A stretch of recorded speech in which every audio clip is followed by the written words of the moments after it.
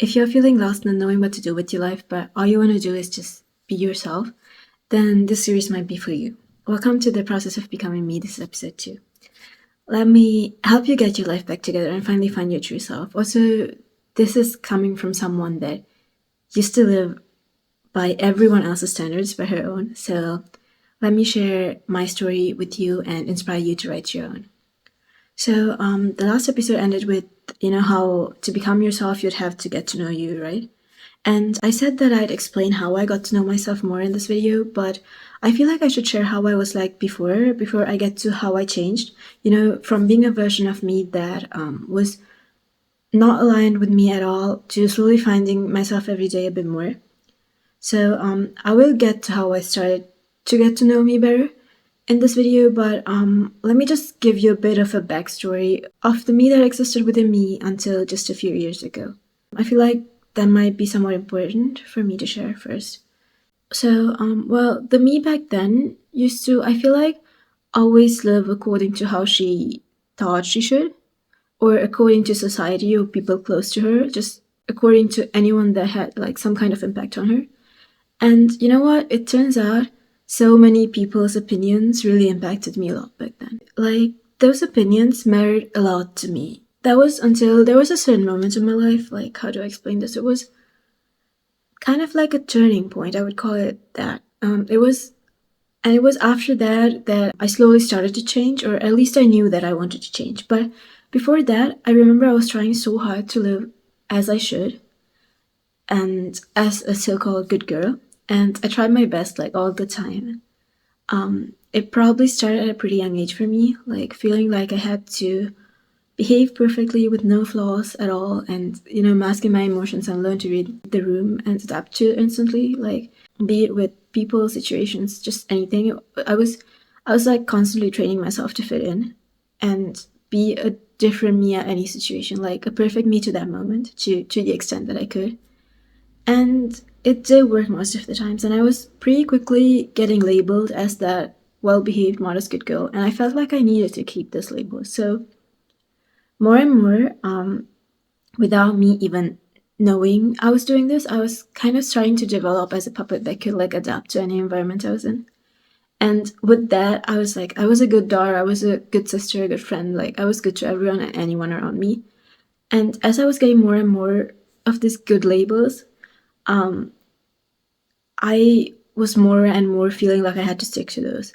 And I thought that was enough. Like, being good to the people I loved and being loved for being good is a good thing, right?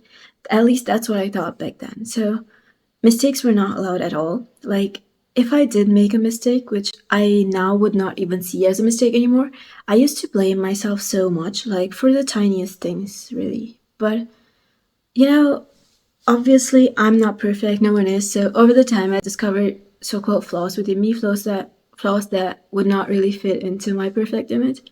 Honestly, it was not really flaws looking back now, I was just being human, but I remember I tried so hard to hide them, like, not to be blamed by society or people around me. Like, I remember my grades dropping, my health was getting worse, I was breaking a little bit more every day.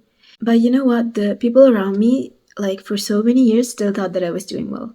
That was what I made it look like, until just not too long ago. I seemed to be someone that was studying hard, then it was working hard, and just living happily, like, smiling on the outside. Well, that was my life, until that so-called turning point that happened, that I talked about earlier. Well, it was a random day around the end of 2022, I think it was November, around that time. I was going through a pretty hard time in my life, and I just had this thought. It was like a flashing thought that just came and left, leaving like a really big impact on me. And it was something like, what if I stopped all of this and just focused on getting healthy again? I started to think about how I was living until then, and I somehow felt like I had to change. That was the first time I felt like this was not a choice for me anymore. Like, it was something I had to do at that moment. And honestly, that was the right thing for me to do. When I think back now, I think I know how this thought was able to make its way to my mind back then. Like, at that time, I was spending time with people to whom I was not good enough. Like, no matter how good I tried to be to them, it somehow happened that I had to spend time with those people. Like, I had to spend this specific part of my life with them. And honestly, looking back now, I could even say that I'm thankful to the whole situation I was in at that time, even though like it was really messed up to say the least. And anyways, I was being good and I thought I was doing a good job, but whatever I did back then would be like twisted around, and whatever I did was wrong to them.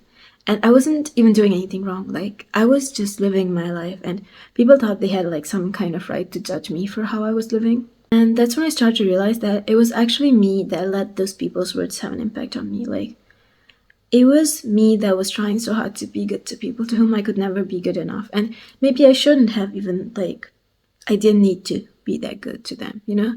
To some people, whatever you do it's wrong, and no matter how much you do, it's not enough. But honestly, me back then, I used to be the type to be good to everyone, and I still am good now. Like, I'm not saying I'm a bad person now, but just like, you know, being overly good to people and just allowing them to treat you however, that's something that's changed. Like, the me back then, I was really letting them say things to me or about me that I personally thought that was not right.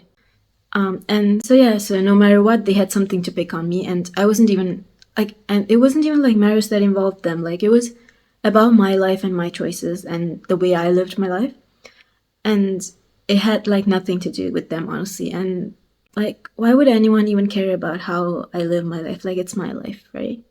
That's how I would think about it now. But the me back then could definitely not think of it that way, like not at all. And the comments those people made back then, they made it seem like they cared and masked them as like a constructive opinion or something. But it was actually them just saying whatever they wanted. Like, that's when I started to realize that people would judge me either way. Like, they would have their opinions, and they will always do. And I know you don't really have to go through anything similar as I did to learn that. Everyone has like different experiences in life, and this was just mine. But I guess this was the lesson I was meant to learn, and it's also the message I would like to share with anyone watching, that people will always judge you and comment on you at whatever stage you are in your life, and regardless of how you decide to live your life. So, be it while you're still healing or even when you're healed, like, it doesn't have to just be when you're struggling or going through a hard time. But what I was trying to say is the fact that people will try to continue to do whatever they are doing right now, and they will continue doing whatever they want even in the future. That won't change. Like, they're not changing. What is changing though is the way it affects you, since it's you changing. And you know, you can do whatever and be judged, so why not do whatever feels right to you, and you know, do what makes you happy and live for yourself. Just be you in your best version, because you know, however you're living your life, if it feels right to you and if it aligns with your life path, it doesn't have to make sense to anyone else. And honestly, thinking about it now, it makes such a difference now that I am living for myself to be happy instead of for others to feel happy. And I'm really glad that I got to feel the difference between the two.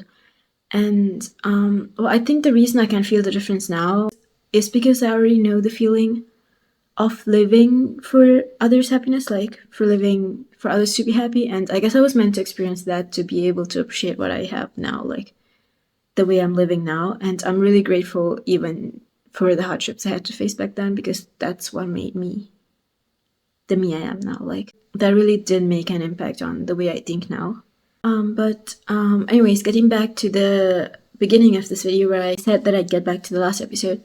If you haven't watched that yet, make sure to go watch it. But I was saying that to be able to live as yourself, you'd have to get to know you.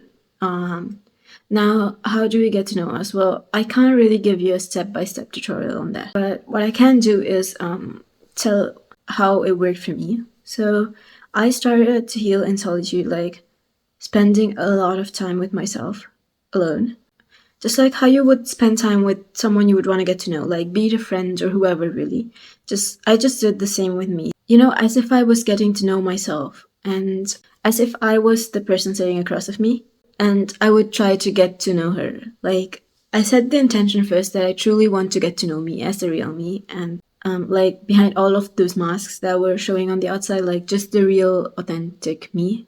So I started to ask myself questions like, what makes me truly happy? Like, I know that's like a cliche type of question, but I also asked myself something else. Like, I also asked myself why that makes me happy, and I think that was like a very crucial point. That also made me realize that a lot of things that I thought I liked, that I didn't truly like those things because I personally liked them. Like, let's say I really like reading books, which I don't really like. I rarely do, but let's just say I did. Then I would ask myself, like, is it that I truly enjoy that, like reading books, or do I just do that because I don't know, maybe it makes me seem smart, or just because it looks good or something, or is it because I have like a lot of friends that like to read books and just anything like that. There are things we subconsciously do sometimes that we think that we like doing that, but we actually don't. Like another example, let's say I really like going to Greek restaurants. Like it's a very specific one, but and honestly, I've never been to a Greek restaurant before. But let's just say I did like that, or like I thought I liked that. Then I would ask myself like, why do I like that? And I would like try to find out like, do I like that because I actually like like the food they're serving, or do I like the place, or why, like, or is it a place that I used to go with someone, or is it a place I enjoy because I've been there so many times because I went there with friends, or whatever. And like, is it the memory that we made together that I like, or is it actually the place, is it the food, or that kind of way of thinking. Like, it's just analyzing every little thought that I had about something and why I thought of it that way. And